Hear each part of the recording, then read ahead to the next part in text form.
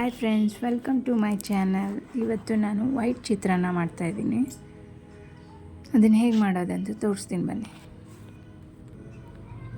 ಇದಕ್ಕೆ ನಾನು onion use ಮಾಡ್ತಾಯಿಲ್ಲ.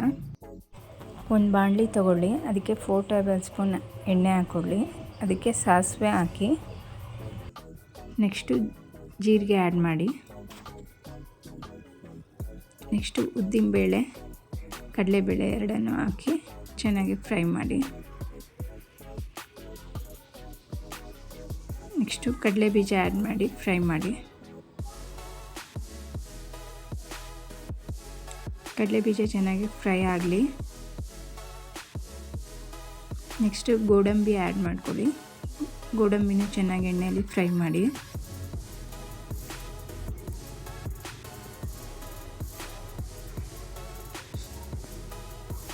ನೆಕ್ಸ್ಟು ಕರಿಬೇವಿನ ಸೊಪ್ಪು, ಹಸಿರು ಮೆಣಸಿನ್ಕಾಯಿ ಆ್ಯಡ್ ಮಾಡಿ ಚೆನ್ನಾಗಿ ಫ್ರೈ ಮಾಡಿ.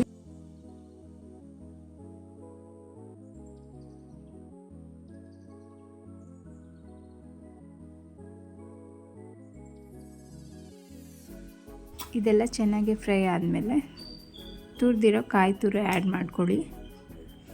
ನೆಕ್ಸ್ಟು ಕೊತ್ತಂಬರಿ ಸೊಪ್ಪನ್ನು ಆ್ಯಡ್ ಮಾಡ್ಕೊಳ್ಳಿ. ಇದೆಲ್ಲನೂ ಚೆನ್ನಾಗಿ ಫ್ರೈ ಮಾಡಿ.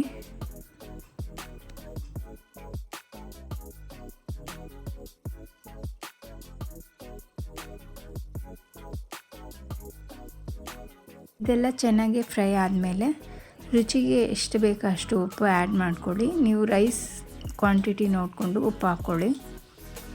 ಚೆನ್ನಾಗಿ ಮಿಕ್ಸ್ ಮಾಡಿ.